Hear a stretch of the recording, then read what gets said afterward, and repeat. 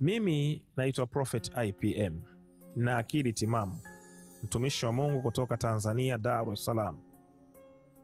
Mungu alinisemesha juu ya maandiko yake, sio jambo jipya, juu ya maandiko yake, na akanieleza kwamba ili watu wako na waongoza waweze kufanikiwa, ni lazima uwafundishe namna ya kutoa sadaka ya mnyama. Sitaki waumini wangu wawe masikini, sitaki watu walioniamini wawe masikini. Natoa kodi ya mafanikio ya kweli ndani ya Biblia. Mimi naambia watu wachinje wafanikiwe. Yani ni engo ya mafanikio.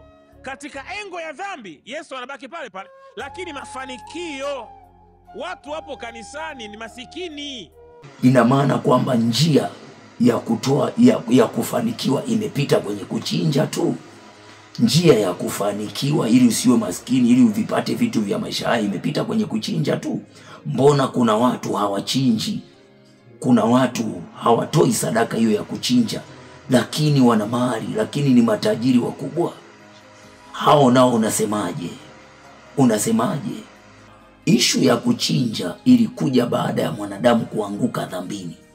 Kwa hiyo kinachomfanya mwanadamu anakuwa maskini mpaka kaingia kwenye milolongo yote hiyo na maagizo yote hayo ni kwa sababu ya dhambi. Lakini kabla ya dhambi, kabla ya mwanadamu kutenda dhambi, hakukuwa na agizo la kuchinja.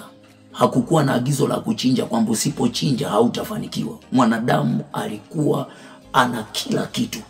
Lakini baada ya kutenda dhambi na Mungu, lengo la kumtoa mnyama ni ili kumtoa mwanadamu kwenye dhambi. Kwa mafanikio kabisa, mafanikio ya kwanza ambayo mwanadamu anatakiwa awe nayo ni mwanadamu kuishinda dhambi. Ukiishinda dhambi, automatically ufahamu wako utakaa vizuri. Automatically utakuwa ni mtu ambaye ufahamu wako utakuwa unapanga mambo na mambo yatakuwa yanakwenda vizuri, kama huyu Adamu wa mwanzo. Adamu wa kwanza alikuwa apewi maelekezo mengi kwa sababu ufahamu wake ulikaa vizuri. Kwa kinachomvuruga mwanadamu mpaka mwanadamu amefika huko alikofika ni dhambi. Kwa Yesu anapokuja duniani, anapokuja ulimwenguni, anapokuja kufa na kuimwaga damu yake, ile damu inakuja kushughulika na mambo yote yaliyomkwamisha mwanadamu na kumweka kuwa mnyonge hivyo. Kwa hiyo kibiblia, mimi nirudi kwenye pointi yangu, kibiblia umaskini sio kukosa hivi vitu vya maisha haya.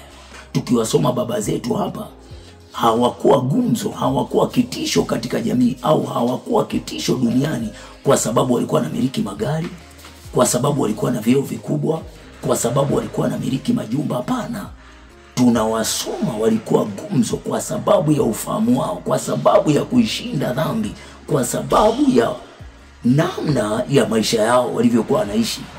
Kwa hiyo umaskini unaongelewa hapa ni ule wa mtu kuwa chini ya dhambi, kuwa duni, kuwa mnyonge katika jamii, kuwa dhaifu, duni katika jamii. Huo ndio umaskini unaongelewa katika Biblia.